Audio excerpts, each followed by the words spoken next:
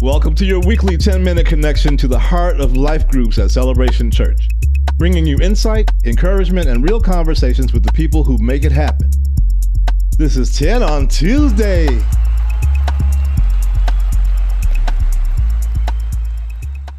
Welcome to 10 on Tuesday. I'm so happy to be joined by Pastor Alan Delery. He is a life group pastor. He is the co-leader of the Justice and Unity team of Celebration Church and the director of the Life Transformation Center in the Holly Grove Dixon neighborhood. Thank you for being here, Pastor Alan. Thank you for having me. Yeah, Pleasure to be here. It's going to be a beautiful conversation about how life groups change lives. Through the power of joining together in a Christ-centered community and looking outward and knowing how we can advance the kingdom of God. And I know you can offer so much wisdom towards that. So thank you for being here. So I want to know, how has leading a life group increased your faith and transformed your life? Life groups, that's my thing. I really am passionate about that. I got saved in 1986, and I was a part of a campus. They didn't call it life group, but it was a small group meeting, which would be the equivalent of a life group. And the impact that it had on my life, I know from the very beginning, just building the relationships with individuals. It was great going to the big church or the campus church, but to actually have people who knew my name, that knew my birthday. They surprised me at my dorm room with decorations on my dorm room because they knew. So I remembered that experience. So ever since then, I have always looked to be a part of those small groups. So after joining Celebration Church, I had the opportunity to be able to be involved with life groups. So really, again, that is my thing. I had that one scripture in the book of Acts. It says they worshiped together at the temple each day, met in homes for the Lord's Supper, and shared their meals with great joy and generosity. And that verse is something that I believe builds us up. And that's what happened then. They didn't just meet at the temple, but they met from house to house. And in this case, with life groups, being able to meet wherever it is. It doesn't have to be a house, but to be able to meet in other locations with people who got to know me, and we can build each other up. So that's been really meaningful to me. That is very impactful because it gives meaning to the Sunday service, knowing the names of the people you see every Sunday on a deeper level, knowing how you can pray for each other and support each other. And I've loved that so much in life group as well. I was actually able to get plugged in and build my community and find out where the Lord wanted me through that. So it's really beautiful. I would also say the thing that I like about it also, plenty of times you hear a message and say it was a good message at church. But then you may ask later on that day or the next day, what was the message about? I don't know. But to come with life group and really talk about and go deeper and say what God was sharing with you, or hearing what God spoke to other people about that same message, just really helped solidify the word that you were getting in church. That's so true. And the Lord is so personal. There can be 300 people in a room and he can tell them all something different based on the same message. Absolutely. So I love that. It is a great way to expand on the message and personalize it to how the Lord is putting a word into your corner and into your life. So how have you witnessed life group change your members' lives, or your life group pastor, so any of your life group leaders' lives? Okay. Probably have two examples, depending on the time. I don't want to take too long sharing them because when you talk about a changed life, I mean, that you could tell big stories. But we have a couple that goes to our life group, and the gentleman in particular, the husband, I know has a calling on his life. And it was funny, he was not at life group one week. And we do what's called shared ministry, like we do with life group. And his wife committed him to lead the next week's service, life group agenda. And so I called him up the next day just to make sure that he was okay on what his wife had done. He said she had a little smirk on her face when she told him about it, but he was ready to be able to do it. And he came into the that week's life group, and it's probably the largest number of people we had in our life group on that day. But to see how God used him, he was prepared, but to allow that gift come out of him in that setting. They were used to going to churches that did not have life groups, so they weren't as intimate. And what they have shared with me is how just coming into that setting meant so much for them, and is really pulling something out of him. Because we all have gifts on the inside of us, but we don't always have an opportunity to express those gifts.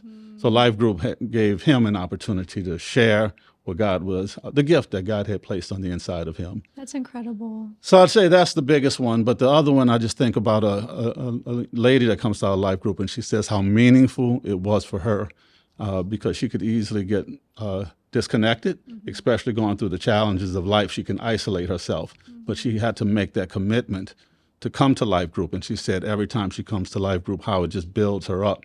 So the necessity that life group was, or the importance that life group had in her life. So those are just two different examples. One is just meeting us where we are and keeping us connected with others. The other example I gave was just how God can challenge us to stretch ourselves and give the gifts that we have and share. That's really good because the enemy wants to isolate us and think that we can't contribute or we Right. have nothing to offer. But that's a lie because God has given us gifts. Yep. So it's a beautiful opportunity for life group leaders to recognize the gifts in your members and nurture them and encourage them. Yep. So I love those examples. But my prayer, and I shared this the other day at the other meeting we're in, I was like, my prayer is always, God, speak to me and speak through me. Amen. Both things to happen when we are coming together. Yeah, that is really good. And in terms of life groups changing lives, we can do that by serving. Right. So can you speak on the importance of life groups serving together? Oh, man.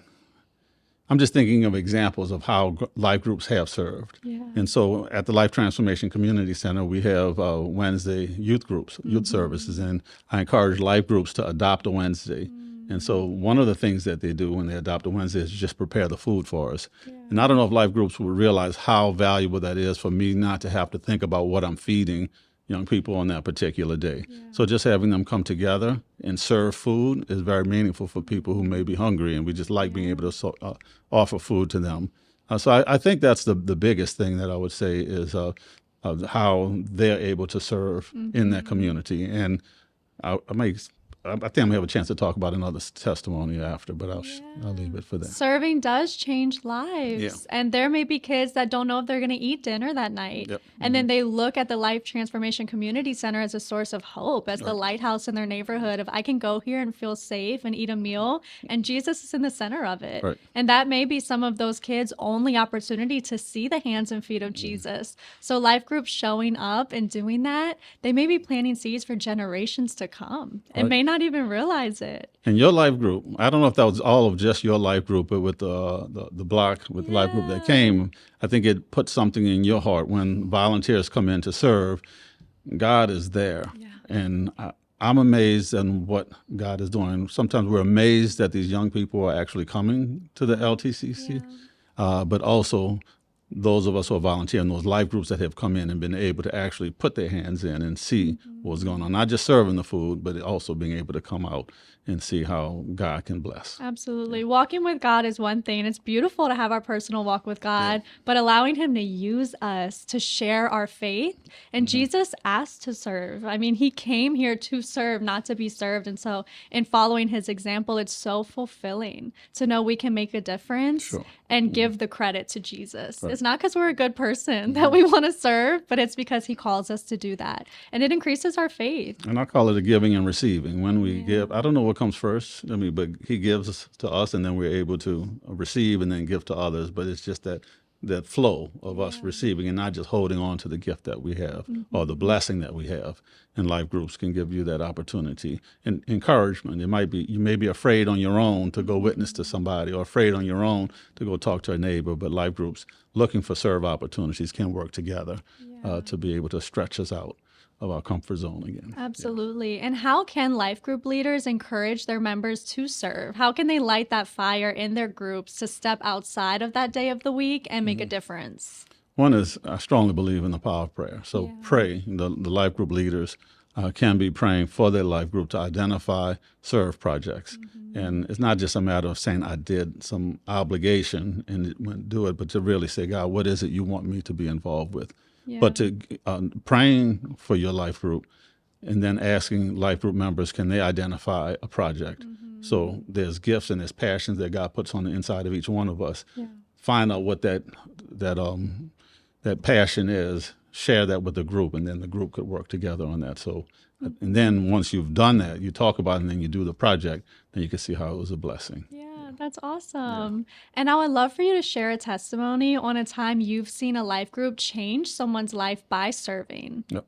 That was the example I was going to give a little while ago, and I know I would have this chance to share it. But we do on during Christmas time, we have an angel tree program. So life groups can adopt one of the families out of the Life Transformation Community Center and just give gifts to them. They find out what it is that they're interested in, what they would like, and then they do that. So that's one blessing. That's been happening for several years now. But this year was the first year that I'm saying gave them an opportunity, but I had the life groups go to the home and actually deliver the gifts themselves. Wow. And when this particular life group went to a house, they saw needs that were in that house, talked to the family, the mother, and they ended up building bunk beds and giving beds for the whole house. They didn't have beds in the house. And so they might have had a mattress, but they were able to give beyond just what was given for Christmas. So a relationship got built. And I was concerned. I spoke to the mother and I said, I just want to make sure that you're not feeling too invaded on with what's going on. She said, oh, no, we're good friends now. So she really welcomed what was happening with that life group going in. So that is one family that got blessed by a life group that said we want to serve above and beyond. And then God blesses when we do that. Wow, that's beautiful. And that's so encouraging. Yeah. And I pray that through us speaking on this, that you feel inspired on what your impact is and where God is calling you to serve. So thank you so much, Pastor Alan, for talking on this. It's so important in our faith. We don't do works to earn our righteousness, but God calls us righteous, and in turn, we do works. Yes. So thank y'all so much for tuning in, and I pray y'all have a beautiful week. Thank you. Join us next week as we continue strengthening leaders, building community, and changing lives. This is TN on Tuesday.